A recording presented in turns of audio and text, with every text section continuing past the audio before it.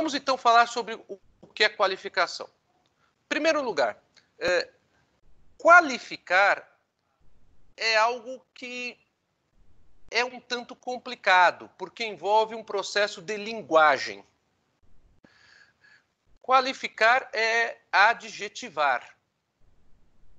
Quando você qualifica algo, você pode qualificar algo como bom, como ruim, né? Mas eu posso ter qualificações plurimas e não apenas qualificações dualistas, como o bem e o mal, né? O dia e a noite, e assim por diante, a matéria e o imaterial.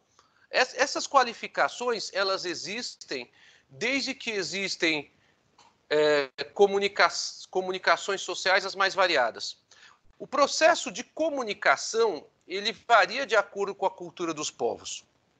Então, é muito comum nós encontrarmos uma ideia de qualificação que, para nós, no Brasil, tem um significado diferente do que há em outros povos, né? Se nós trabalharmos com processos de comunicação, nós encontraremos essa diferença na chamada linguística e na chamada metalinguística, né?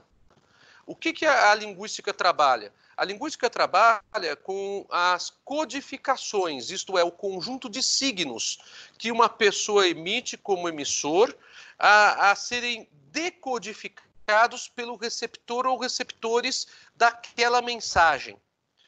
Essa ideia do processo de comunicação é uma ideia muito importante para a sociedade internacional, porque muitas vezes o significado de um vocábulo em um ordenamento jurídico é diferente do significado desse mesmo vocábulo no ordenamento jurídico de um outro estado. Tomemos como exemplo uma questão ainda trivial de linguagem. E vamos em seguida dar um outro exemplo, que é um exemplo de uma questão jurídica. Numa questão trivial de linguagem, quando se fala em Portugal fila, não se fala fila. Alguém sabe em Portugal como se fala fila? Eu acho que é bicha, não é, professor? Bicha. É bicha. Bicha. O significado de bicha em Portugal é um significado de bicha diferente aqui para nós brasileiros, tá? Vamos dar um outro exemplo. Quem gosta de churros aí na turma? Alguém aqui gosta de churros? Eu gosto. Churros. Beleza, Juliano. Lucas também, beleza. Então eu pergunto para vocês, como é que vocês pediriam churros na Espanha? Como é que são pedir churros na Espanha? Não precisa dar a frase inteira em espanhol. Vocês vão falar churros? Eu digo para vocês... Acho que sim. Ok. Um churro, agora... por favor. Não, por favor. Bom, beleza. Não, tá legal. Ok. Vocês vão pedir churros. Eu me lembro uma vez que eu cheguei em Madrid, foi a primeira vez que eu fui para Madrid, e eu entrei numa loja e vi várias massas nessa loja e eu querendo provar um churro espanhol. Né? A primeira vez que eu estava em Madrid. E eu perguntei se ele tinha churros. E a pessoa, talvez porque já estava um pouquinho tarde, né? Ela virou, não tá vendo? Não tem. Só que tinha um monte de massas com formatos de churros variados, grandes e pequenos, no balcão. Né? Só que nenhum deles era churros. Aí eu virei, não, mas por favor, isso aqui. Não, isto não é churros. Mas eu falei, em Brasília não é churros. Churros é diferente. Esquisito, você. Aí eu virei para ele, mas então como é que se chama isso? Aí ele falou, porras. Eu falei, ué, tá bravo mesmo? Não, é porras. Mas porras? Porras. Você queres ou não queres? Sim, desenho. Aí ele virou para mim e virou assim, porras, queres porras cortadas em trozos ou não? Porras cortadas em É que nem eu tinha mania de falar legal pra tudo. E eu fui pra Argentina, todo mundo olhava assim pra mim, por que você tá falando legal? Porque legal pra eles é a parte, são as questões jurídicas. E tudo que eu via, que eu achava legal, eu ficava legal, legal. Aí a gente tinha que explicar que tinha o sentido de cool. Foi muito engraçado. Não, então, são essas situações que demonstram a ideia de linguagem, vocês percebem? E eu estou falando aqui de povos muito próximos. Isso é muito próximo a nós brasileiros, né? Eu estou falando do povo português, que foi quem nos colonizou, estou falando dos espanhóis que participaram desse processo de colonização em conflitos com portugueses durante o tempo todo, nesses mais de 5 séculos de colonização que tivemos de independência e república. Então, percebam que processos de linguagem realmente revelam uma confusão muito grande. Agora, se eu perguntar para vocês, qual que é o sentido de família para nós no Brasil? Percebam que agora estou entrando no jurídico. Para nós no Brasil, o sentido de família é um. E eu não estou aqui nem falando das porras cortadas em trozos. Eu estou me referindo ao sentido de família no direito brasileiro. Família no direito brasileiro tem um sentido que não é o mesmo sentido de família no direito chinês, que não é o mesmo sentido de família no direito muçulmano. Lembram que eu conversei com vocês já? Que no sistema muçulmano há alguns estados muçulmanos que admitem o casamento com até 4 mulheres e as uniões em concubinato com quantas mulheres o homem quiser, desde que ele prove para o Estado, em seu imposto de renda, que ele tem condições de sustentar a todas, tanto as 4 mulheres quanto as concubinas? Quando a gente trabalha com o conceito de família, a gente tem uma ideia diferente. Aqui no Brasil, se uma pessoa fala que é casado com 4 mulheres ao mesmo tempo, eu tenho um crime de bigamia, que está previsto até hoje no artigo 235 do Código Penal. Eu posso até discutir uma descriminalização da bigamia. Tudo bem, não existe mais o crime de adultério, que o Brasil tinha crime de adultério no Código Penal de 40, e o Brasil teve esse crime de adultério durante muito tempo em sua legislação em vigor. Eu me lembro, no meu início de carreira, eu era substituto em Cananéia, e eu recebi um advogado de bastante idade que dizia que tinha sido, inclusive, membro do Ministério Público. Não sei se ele fez isso para tentar chamar mais a minha atenção na oportunidade, e que ele precisava de uma orientação. E eu falei, nossa, mas eu vou dar uma orientação para o senhor com a experiência toda que o senhor tem. Eu, no início de carreira, isso foi em 1992, início de 92, quem sou eu para dar uma orientação para o senhor? Não, mas afinal de contas o doutor é o promotor da comarca. Não, tudo bem. O que é que eu posso fazer pelo senhor? Aí ele virou para mim e falou, olha, eu estou muito magoado com a minha mulher porque ela anda me traindo muito. Ah, sim, e o senhor está pensando em fazer o quê? Eu estou pensando em propor uma queixa-crime contra ela. O que é que o senhor acha? Vocês sabem que na década de 90 o adultério ainda era crime, só que era crime de ação penal privada. Exigia, então, a queixa-crime. Eu virei para ele e falei, olha, o senhor acha que vale a pena isso? Ficar se expondo publicamente com essa situação? Aí ele falou, não, mas eu tenho que dar um fim nisso. E queixa-crime de adultério praticamente nunca deu em nada no direito brasileiro, né? Essa que é a realidade. Eu estou falando isso para vocês por quê? Porque a noção da linguagem é uma noção muito profunda. Vejam vocês a situação. Tem algum microfone que está ligado aí. Vejam vocês a situação da linguagem. Se eu falo em exposição da vítima do adultério num sistema jurídico mais digamos, conservador, mais refratário, um sistema jurídico que ainda seja contrário até mesmo à ideia de divórcio. Lembrem que o divórcio para nós no Brasil só foi promulgado em dezembro de 1977. Então, o divórcio como Instituto de Direito de Família do Brasil só tem pouco mais de 40 anos. É muito pouco para uma história de direito, né? Imaginem só a situação nesses povos mais recatados e ainda em sociedades extremamente patriarcalizadas, onde o homem é a vítima do adultério, a mulher quase nunca é, né? É aquela história do patriarcalismo obsoleto, dessa excrescência, desse ranço que ainda permanece na cabeça de algumas pessoas, infelizmente. Bom, na Idade Média, uma pessoa que fosse vítima de adultério, ela tinha que colocar a mulher na rua e tinha que aplicar alguma pena corporal contra a mulher em praça pública. Poderia ser simplesmente rasgar as roupas dela, castigá-la, esbofeteá-la em praça pública, chicoteá-la, arrancar os seus cabelos. Alguns poderiam até autorizar o apedrejamento daquela mulher de acordo com a região.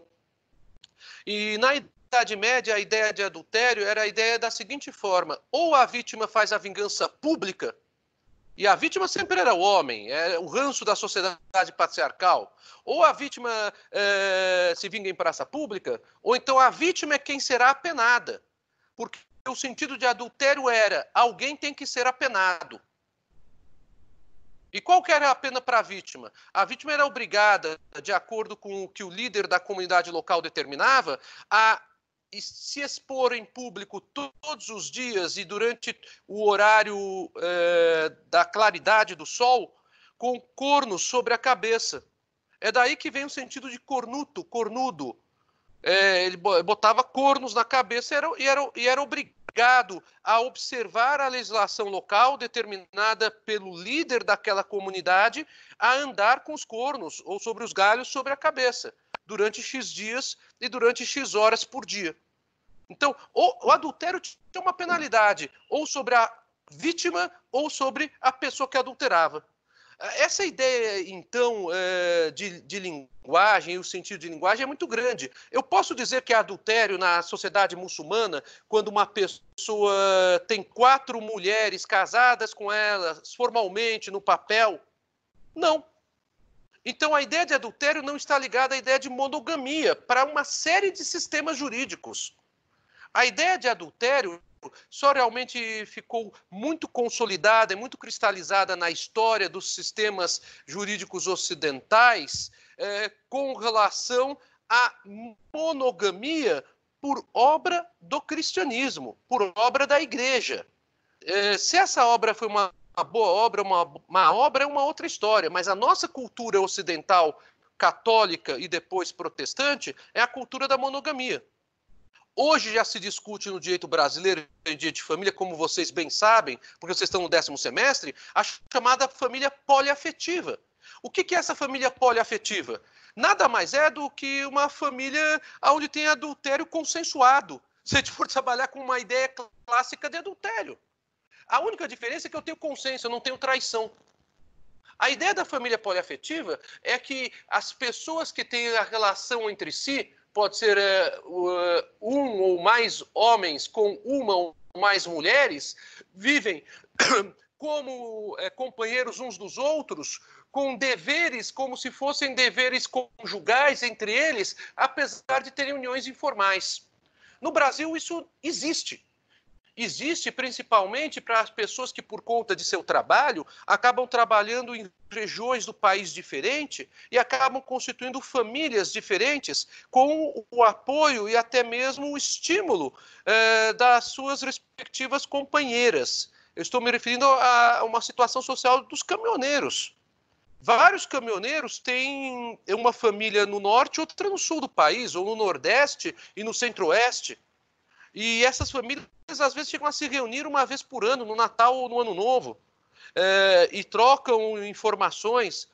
Essa ideia de consensualismo é que torna a família poliafetiva como uma família legítima. No Brasil, nós não temos ainda família poliafetiva. Então, o conceito de família para nós no direito brasileiro, até que o Supremo Tribunal Federal, que é ele que, em última ratio, decide essa questão de atendimento à Constituição, a leis federais, enquanto não há uma lei que trata do tema, para nós, no Brasil, nós temos apenas a família monogâmica. Tanto é assim que até o Conselho Nacional de Justiça, por 2 vezes, pediu recomendações para que os cartórios não façam o registro de escrituras públicas de famílias poliafetivas. Então, percebam vocês o significado de família para nós no Brasil, como não é igual ao significado de família em outros lugares. No direito brasileiro, nós temos fundamentalmente 3 famílias: a família do casamento, a família da união estável e a família da relação entre ascendente e descendente. Essas são as famílias da Constituição. Só que o Supremo Tribunal Federal, interpretando a Constituição, identificou que a Constituição abre a possibilidade de uma relação exemplificativa de família. Mas quem vai decidir se isso é família ou não é o próprio Supremo. Então, analisando um caso que a gente vai discutir depois sobre direito de família, quando falarmos em família em direito internacional, o Supremo Tribunal Federal estabeleceu, bom, eu posso ter família também na união homoafetiva de pessoas, portanto, de mesmo sexo. O Supremo analisou no caso, era um caso de Minas Gerais, relativo à união homoafetiva de 2 homens. Então, ele reconheceu família. Então, a partir daí, se estabeleceu o paradigma da união homoafetiva ser também família. Essa união que o Supremo reconheceu era uma união estável, obviamente.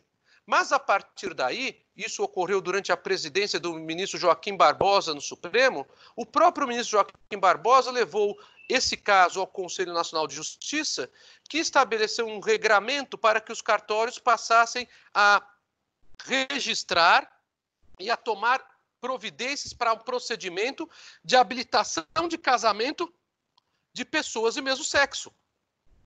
Então, nós passamos a ter no direito brasileiro a família do casamento heterossexual civil da Constituição, a família da união estável heterossexual da Constituição, a família da união homoafetiva reconhecida pelo Supremo Tribunal Federal, tanto para homens como para mulheres, da família constituída pelo casamento de pessoas de mesmo sexo, segundo o Conselho Nacional de Justiça, a partir do entendimento do Supremo Tribunal Federal, a família da constituição da relação entre ascendente e descendente, que está ali expressa, e, além disso, as discussões sobre outras famílias por conta de simples parentesco, como o STJ tem.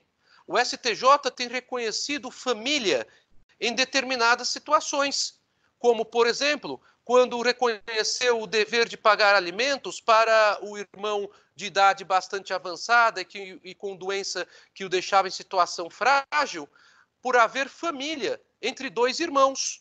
Mas o STJ não reconheceu família na relação tio-sobrinho, em um caso anterior julgado pela mesma turma do STJ. E o Supremo Tribunal Federal? O Supremo Tribunal Federal ainda não se manifestou sobre outras famílias, além daquelas que eu acabei de falar para vocês. Então percebam que os conceitos jurídicos mudam, e a esses conceitos jurídicos é que temos o problema do processo de linguagem. O que é família para nós no direito brasileiro não é necessariamente família em um direito de um outro povo, onde não se reconhece eventualmente a união estável como família, mas apenas o casamento civil formalizado perante o Estado, que é uma etapa que nós já passamos em nossa história. Para alguns outros sistemas, a pessoa que se casa uma segunda vez não poderia ser reconhecida como pessoa casada segundo a lei do país dela. Essa mesma ideia de família pode ser aplicada quando falamos de propriedade, quando falamos de contrato.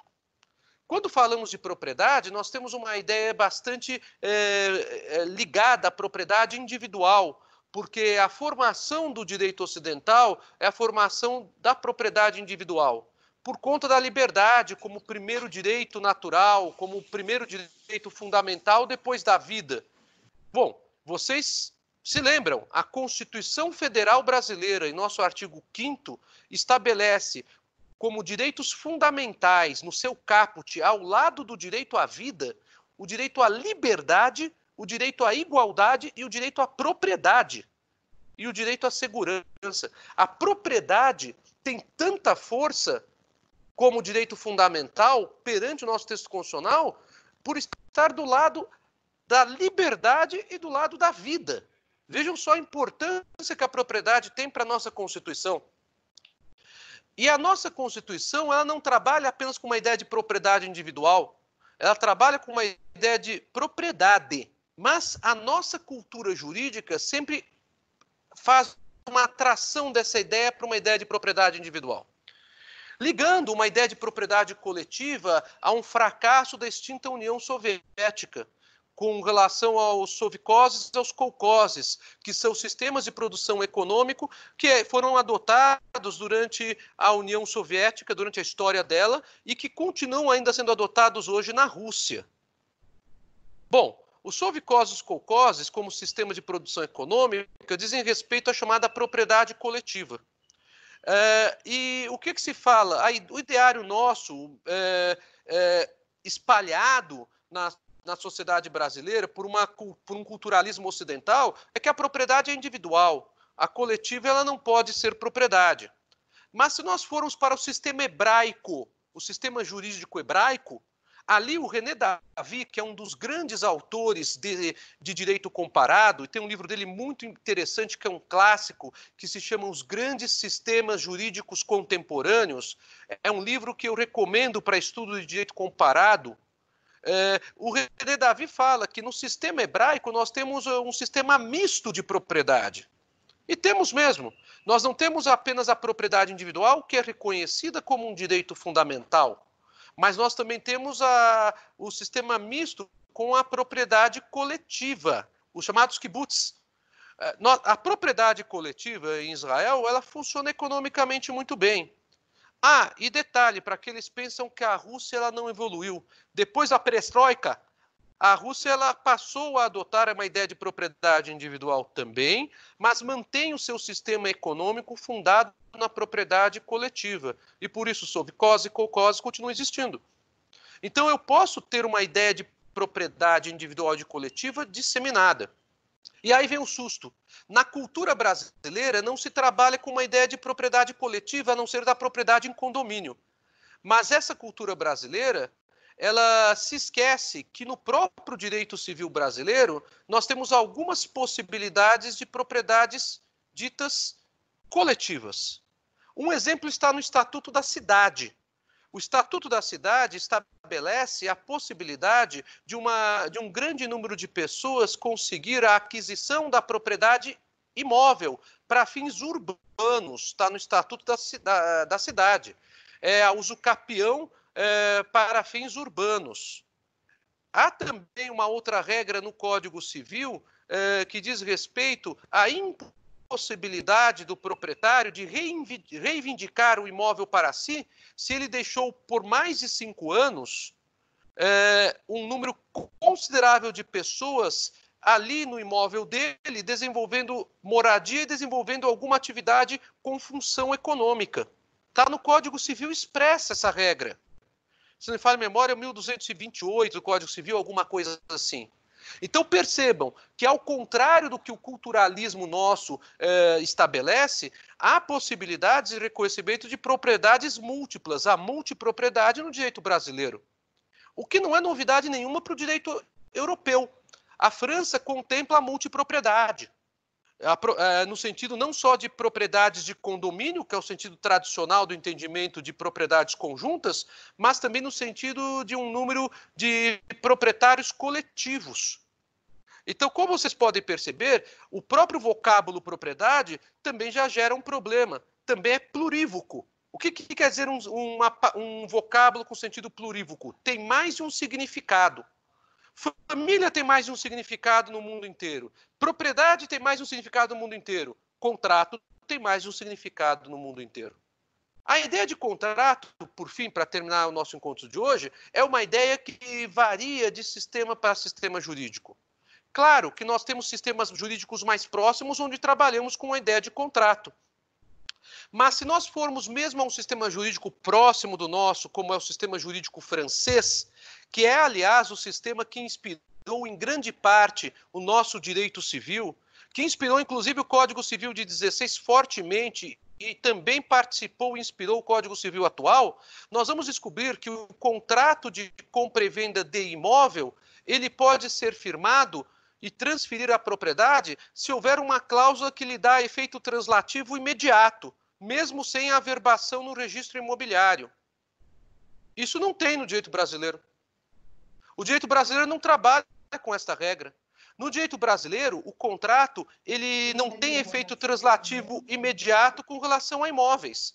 O contrato de compra e venda de um imóvel precisa necessariamente ser lavrado por escritura pública, por conta do valor do imóvel, e precisa ser averbado no registro imobiliário correspondente. No direito francês, não. No direito francês, eu tenho a possibilidade de inserção de uma cláusula no contrato de compra e venda de imóvel que dê efeito translativo imediato. Isto é, efeito de aquisição de propriedade imediata. Se eu não houver essa cláusula, ok, é necessário haver o registro.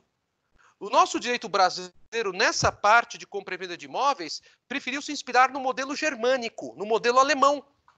Então percebam, até mesmo um direito tão próximo como o nosso tem coisas diferentes. Se vocês forem para o critério de indenização por danos morais, o nosso direito brasileiro adota o critério franco-italiano de indenização por danos morais. Até mesmo porque a nossa origem de formação da chamada indenização por danos morais é um critério que vem da França e vem da Itália.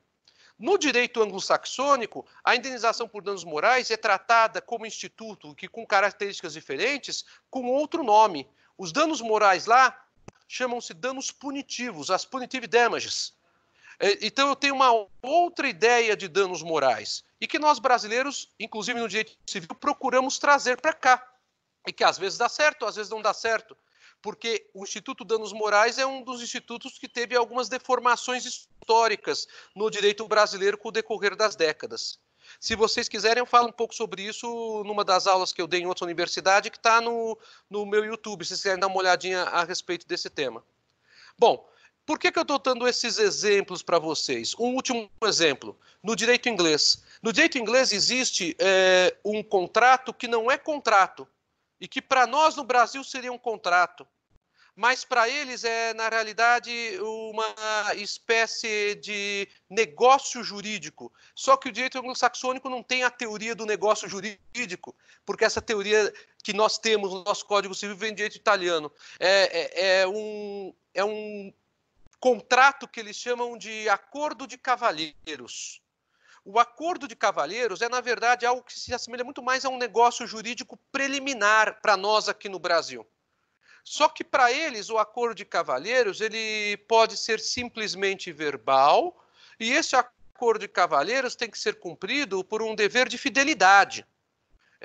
Aí se assemelha muito àquela ideia dos contratos verbais que eram observados no nosso direito com base em um princípio que vem da Idade Média e que hoje em dia a gente precisa de prova pelo menos testemunhal para demonstrar esse texto do contrato, que é o princípio da fé jurada, né? Então, o acordo de cavalheiros é um outro exemplo de como a própria ideia de contrato varia de acordo com o sistema jurídico. Nossa, percebam vocês, família, propriedade e contrato, algo que parece tão básico para nós brasileiros, mas que só é básico para a nossa cultura e que não tem a ver muitas vezes com a cultura de outros povos, de outros sistemas jurídicos. Na próxima aula, a gente vai discutir justamente essa distinção. Como é que eu posso trabalhar com as qualificações quando o direito de um país como o Brasil, por exemplo, estabelece qualificação para um determinado instituto. E outro direito, como, por exemplo, o direito mexicano, estabelece uma qualificação um pouco diferente para aquele instituto. Já dá para perceber de cara que esse tema é importantíssimo no direito internacional, até mesmo para fixar competência internacional, né?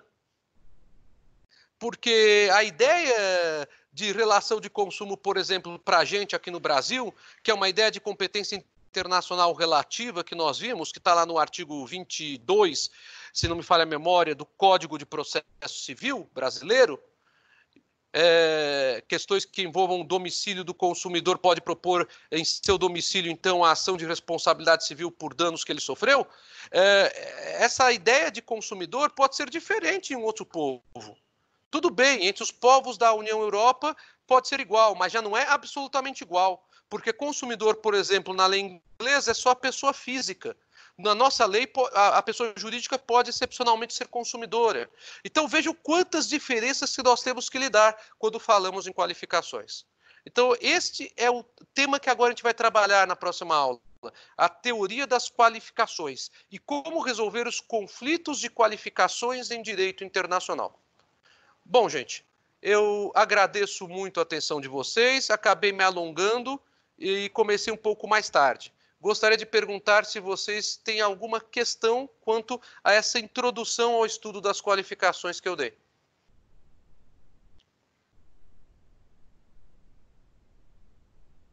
Certo. Tá tudo certo, Helena? Tá ótimo. Tudo certo. Então tá bem. Tudo certo, gente, professor. Obrigada. Obrigado a vocês. Gente, então, olha, um ótimo dia para vocês.